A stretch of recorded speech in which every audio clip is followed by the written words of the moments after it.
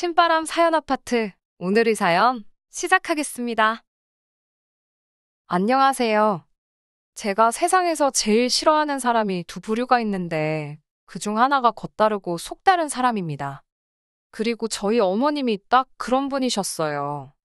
어디서부터 이야기를 해야 할지 모르겠습니다만 아무튼 어머님 때문에 찌질한 남편과 이혼까지 하게 되었으니 이건 뭐 감사 인사라도 드려야 할까요?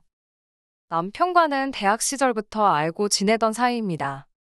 다만 그때부터 사귀었던 것은 아니고 본격적으로 연애를 시작한 건 남편이 직장에 들어간 이후였지요. 참고로 그때 남편 나이는 29으로 저에 비하면 사회생활을 좀 늦게 시작했어요. 저는 대학을 졸업하자마자 취업에 성공했거든요.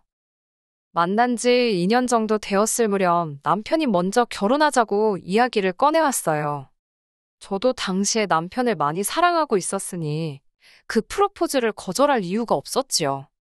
그런데 막상 결혼 이야기가 오가면서 서로 재정 상태를 오픈하니까 아무리 남편이 저보다 늦게 사회생활을 시작했다는 사실을 감안하더라도 모아둔 돈이 너무 없더군요. 게다가 시댁이 자식들에게 손 벌릴 정도는 아니었지만 장가갈 아들한테 집은커녕 차라도 한 대 사줄 형편도 못 되었습니다. 그래서 이 결혼을 하는 게 맞는 건가? 마음이 많이 심란했어요. 그러다 결국 철딱서니 없이 친정부모님께 도움을 요청했습니다. 솔직히 한 살이라도 젊고 예쁠 때 웨딩드레스를 입고 싶다는 욕심이 있었기에 돈 때문에 남편이랑 헤어진 뒤 다시 누구를 만나서 어쩌고 할 시간이 없다고 생각했거든요. 지금 돌이켜보면 참 철이 없었던 거지요. 그리고 다행히 친정부모님께서는 남편이란 사람 자체는 좋게 봐주신 듯 했어요. 그래서 저희 쪽에서 결혼식과 신혼살림에 들어가는 비용이 100이라고 하면 그중 75를 부담하고 남편 쪽에서 25를 부담하게 되었습니다. 게다가 친정아버지께서 중고차 관련 사업을 하셨거든요. 그래서 개중에 정말 상태 좋은 저나 남편에게는 조금 과하다 싶을 정도의 외제차도 선물로 주셨습니다.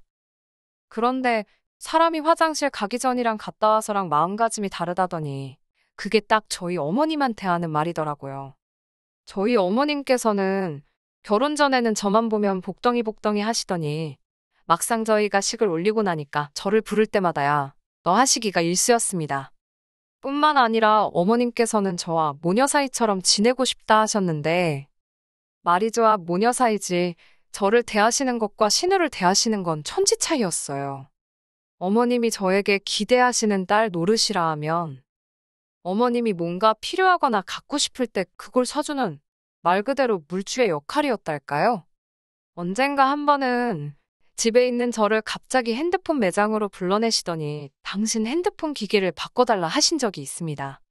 그것도 거의 200만 원에 육박하는 최신형 핸드폰으로요. 솔직히 전업주부이신 어머님께는 과하지 않나 싶대요. 그래서 제가 너무 비싸서 안 될 것 같다고 거절했어요. 그러자 어머님은 전에 보니 너네 엄마는 이거 쓰던데 당신은 왜 못 쓰냐고 따지시대요. 저희 친정어머니야 친정아버지가 사주셨거나 아무튼 당신 재산으로 사셨을 텐데 말이에요. 하지만 차마 그렇게 말할 수는 없었으니. 아무튼 결국에 안 사드리기는 했는데 이후로 한 2주 동안 얼마나 삐져 계시던지 잘못한 것도 없이 제가 정말 죄인 모드였다니까요. 게다가 또 한 번은 당신도 취미생활로 골프를 치고 싶으시다며 저더러 골프채 세트를 사달라고 하셨습니다. 아시겠지만 골프채 세트가 몇만 원 가지고 될 일이 아니잖아요. 그래서 어머님께 제가 중고시장을 한번 찾아보겠다 했어요. 말이 나와서 말이지만 친정부모님이 재산이 좀 있다고 해서 그게 제 돈은 아니잖아요.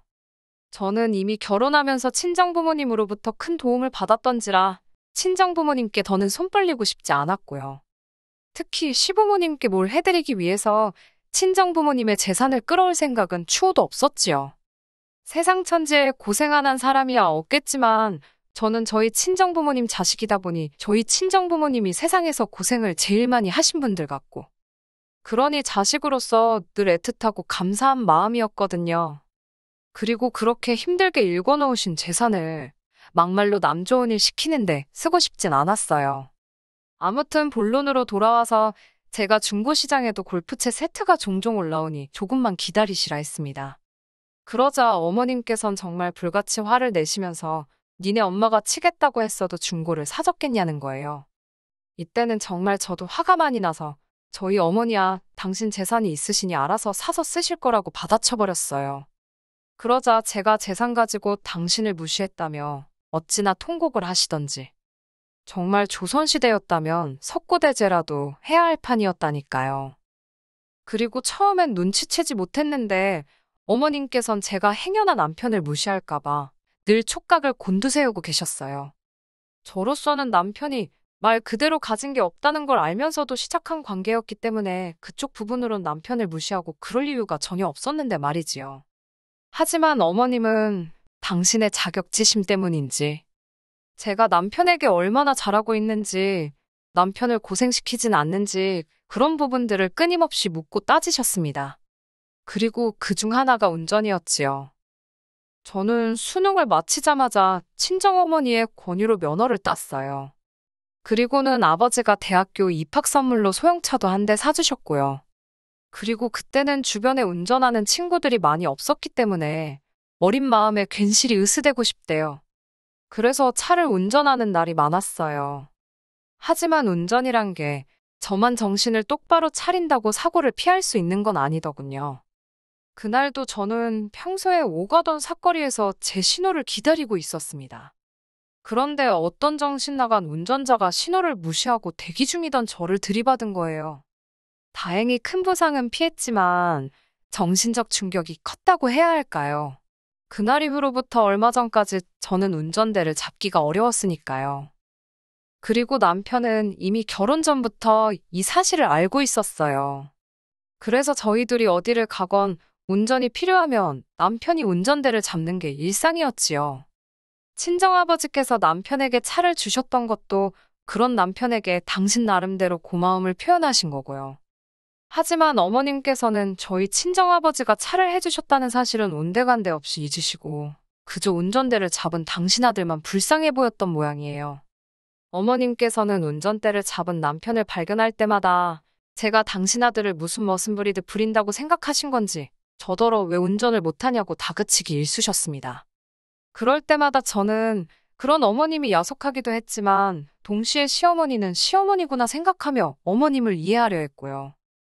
그런데 그런 대화가 있고 얼마 지나지 않았을 때였어요. 신우가 남자친구 어쩌고 하며 이야기를 꺼내더니 자기도 면허를 따야겠네 어쩌네 하는데 어머님께서 대번에 네 남자친구가 운전하면 되지. 네가 뭐하러 면허를 따냐고 그러시는 거예요. 어이가 없어서 제가 어머님을 한번 쳐다봤습니다. 그러자 어머님께서 하시는 말씀이 신우 손 좀 보래요. 저렇게 작고 고사리 같은 손으로 운전대를 어떻게 잡냐고요. 담배도 잘만 피는 손인데 운전대는 왜 못 잡냐고 한마디 하려다가 꾹 눌러 참았네요. 그리고 그쯤에서 어머님이 멈추셨으면 제가 이렇게 사연을 쓰는 일은 없었겠지요. 하지만 어머님께서는 또다시 저에게 운전 좀 하라며 화를 내셨고 그날은 도저히 저도 그냥 넘어갈 수가 없어서 어머님께 그동안 서운했던 감정을 속사포처럼 쏟아냈습니다. 그러자 어머님께선 당신이 하셨던 말은 다 저를 생각해서 그런 거라며 오히려 시어머니한테 이렇게 대드는 며느리는 처음 봤대요. 그러면서 저더러 똑바로 사과하지 않으면 두 번 다시 얼굴 볼 일 없을 거라나요. 솔직히 제가 어머님하고 얼굴 안 보고 지내서 불편할 게 뭐가 있겠어요? 그리고 무엇보다 저는 잘못한 게 없었으니 어머님께 사과드릴 생각이 없었습니다. 그래서 남편을 통해 어머님의 의중을 전해들은 이후로 한 번도 어머님께 먼저 연락드리지 않았네요. 그리고 그 시간이 한 달 가까이 길어지자 남편이 자기만 중간에서 죽어난다며 자리를 한번 만들 테니 어머님이랑 한번 이야기 좀 잘 해보라나요. 그렇게 어머님, 아버님, 남편 그리고 저까지 네 사람이 모이게 되었습니다. 어머님은 당연히 당신이 사과를 받을 자리라고 생각하고 나오신 게 틀림없었어요. 저를 도끼 눈을 뜨고 노려보시는데 완전 너 한번 뭐라고 떠드는지 두고 보자는 식이셨거든요. 하지만 저는 제 입장을 이야기하러 간 거지 사과를 드리러 간 자리가 아니었습니다. 그래서 어머님께 신우한테 하시는 말씀과 저한테 하시는 말씀이 왜 그리 다르신 거냐고 물었지요. 그러자 어머님께선 기껏 나와서는 또 저따위 소리나 한다면서 화를 내셨습니다. 아버님도 저더러 너도 적당히 하라면서 어른을 이겨먹어야겠냐고 소리를 지르셨고요. 그리고 그나마 믿었던 남편마저 시어머니한테 죄송하다 한마디 하면 어디 덧나냐며 제 편을 들어주지 않았어요. 정말이지 여기 내 편은 하나도 없구나 하는 생각에 눈물이 주르륵 나더라니까요. 결국 저는 친정부모님께 전화를 드렸고 그동안 겪었던 서러운 일들을 전부 다 이야기했어요. 어른답게 제 힘으로 해결하고 싶었지만 세 사람을 상대하려니 쉽지 않았고 생각나는 사람은 친정부모님밖에 없었거든요. 그리고 이튿날 오전 10시쯤 되니 친정부모님께서 저희 집 초인종을 누르셨습니다. 남편은 저희 친정부모님이 오시는 건 모르고 있었기에 특히 저희 친정아버지를 보고는 진땀을 빼대요. 친정아버지께서 남편을 앞에 앉혀두곤 왜 어머님이 그런 식으로 저를 대하시는지 대놓고 물으셨어요. 그러자 남편이 한다는 말이 어머님은 나쁜 뜻으로 그런 게 아니랍니다. 딸 같아서 그러신 거고 요새 여자라면 운전 정도는 하는 게 좋지 않겠냐 그런 뜻으로 이야기하신 건데 제가 너무 예민하게 받아들인 거라나요. 그리고 신우일은 동생이 아직 어리다 보니 어머님이 보호 차원으로 운전하지 말라고 하신 거고 나름대로 어쩌고저쩌고 변명은 해대는데 솔직히 말 같지도 않았어요. 저희 친정아버지도 그다지 귀담아 듣지 않으시는 눈치였고요. 그리고 그날 점심 급하게 시부모님과 저희 친정부모님 그리고 저희 부부까지 6명이 만나게 되었습니다. 저희 친정아버지 성격이 원래 쇳불도 당김에 빼랬다고 뭔가 하시겠다 생각하면 빨리빨리 처리해 나가시거든요. 아무튼 그렇게 식당에 도착하니 시부모님이 먼저 와 계시대요. 양가 부모님께서 짧게 인사를 나누셨고 저희 친정아버지가 먼저 자리를 공짜로 빌릴 순 없으니 주문을 하자 하셨습니다. 그렇게 각자 불고기 정식 하나씩 시키고 저희 친정아버지가 먼저 말문을 여시대요. 사부인께서 저희 딸아이를 그렇게 아껴주시고 생각하시느라 애정어린 잔소리를 하셨다 들었는데 맞냐고요. 그러자 어머님이 냅다 맞다고 그런 마음으로 한 거라고 하셨습니다. 그러자 친정아버지께서 다시 당신이 저를 좀 더 독립적으로 강하게 키웠어야 하는데 아무래도 하나뿐인 딸이다 보니 조금 오냐오냐해서 키운 부분이 있다나요. 하지만 사부인 이야기를 듣고 나니 정말 자식 교육을 잘못 시켰다 싶다며 이제라도 바로 잡으시겠다더니 저희더러 결혼할 때 보태줬던 돈하고 차를 다시 내놓으라 하시대요. 그러자 저희 남편이 바닥에 무릎을 꿇으면서 저희 친정아버지더러 죄송하다 하더군요. 하지만 친정아버지의 마음을 돌리기엔 고작 무릎 꿇는 걸로 소용이 없었지요. 친정아버지가 저희더러 집을 팔든 어쩌든 다음 주까지 2억을 만들어 놓으라 하셨습니다. 그리고는 앞에 꿇어앉은 남편더러 차키도 지금 당장 내놓으라 하셨고요. 그러자 남편이 정말 나라 잃은 표정이라고 해야 할지 넋이 나간 사람 마냥 차키를 저희 친정아버지 손바닥에 올려놓대요. 그제서야 어머님께선 상황이 단단히 잘못 돌아가고 있다고 느끼신 모양이었어요. 아무리 그래도 이렇게까지 하실 필요가 있냐면서 당장 그럼 애들은 어디 가서 살라는 거냐, 그리고 저희 아들은 출퇴근은 어떻게 하라는 거냐며 저희 친정아버지께 따지듯 물으셨거든요. 하지만 친정아버지께서 그런 어머님에게 애들도 성인인데 그런 건 충분히 알아서 할 수 있을 거라며 사부인도 마음의 짐을 좀 내려놓으시라 한마디 하실 뿐이었습니다. 솔직히 상황 자체가 심각하긴 했지만 어머님이 발동동 구르는 모습을 보고 있으니 고소하단 생각밖에 안 들대요. 그렇게 친정부모님은 본가로 내려가셨고 저와 남편은 집으로 왔습니다. 남편이 거실에서 원망 섞인 눈초리로 한동안 저를 노려보더니 이를 이렇게까지 키웠어야 했냐면서 앞으로 어떻게 살려고 그러냐는 거예요. 그래서 제가 우리 둘 다 맞벌이 하는데 아무려면 오피스텔 전세 하나 못 들어가겠냐고 했어요. 그리고는 돈은 얼마나 모았냐고 물어봤지요. 그러자 남편이 한다는 말이 모아둔 돈이 어딨냐고 그래요. 집도 해결되었겠다. 차도 있겠다. 부족한 게 없고 필요한 것도 없어서 그동안 버는 족족이 다 시댁에 퍼졌답니다.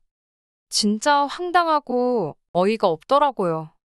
사실 식당에서 나올 때만 하더라도 남편이 어떻게 나오냐에 따라 친정아버지한테 다시 한번 잘 말씀드려봐야겠다. 그렇게 생각하고 있었거든요. 저도 당장 차가 없으면 불편한 것도 사실이었고, 집 팔고 이사할 생각하니 엄두가 안 났으니까요. 그런데 남편이 보여주는 뻔뻔한 태도는 그런 제 마음을 바꾸기에 충분했습니다. 그래서 결국 고민 끝에 저는 남편과 이혼을 결심했어요. 남편에게 이혼 서류를 내밀던 날 남편은 어머님이 운전 좀 하라고 했다고 일을 이렇게까지 만드냐면서 저더러 한다는 소리가 네가 무슨 드라마 주인공인 줄 아냐입니다. 원래 며느리는 시어머니한테 싫은 소리도 좀 들을 수 있고 자기도 저희 아버지한테 무릎까지 꿇는 거 보지 않았냐면서 원래 다들 저희처럼 사는 건데 제가 너무 오바를 한다나요. 남편의 말이 완전히 틀렸다곤 생각하지 않아요. 하지만 그것도 같이 살고 싶은 마음이나 의지가 있을 때 이야기지요. 저는 오만정이 다 떨어져 버린 상황이라서 굳이 그렇게까지 버티고 싶지는 않더라고요. 그리고 지금 저는 남편과 이혼 소송 중입니다. 협의 이혼을 요구한 저에게 남편이 말 같지도 않은 위자료를 요구해서 어쩔 수 없이 시작했지요. 별 걱정은 없지만 제 예상보다 길어지는 게 짜증이 나네요. 집은 팔았고 친정아버지께 돈도 돌려드렸어요. 이후로 저는 오피스텔에서 생활하고 있고 남편은 본가로 들어갔다 들었습니다.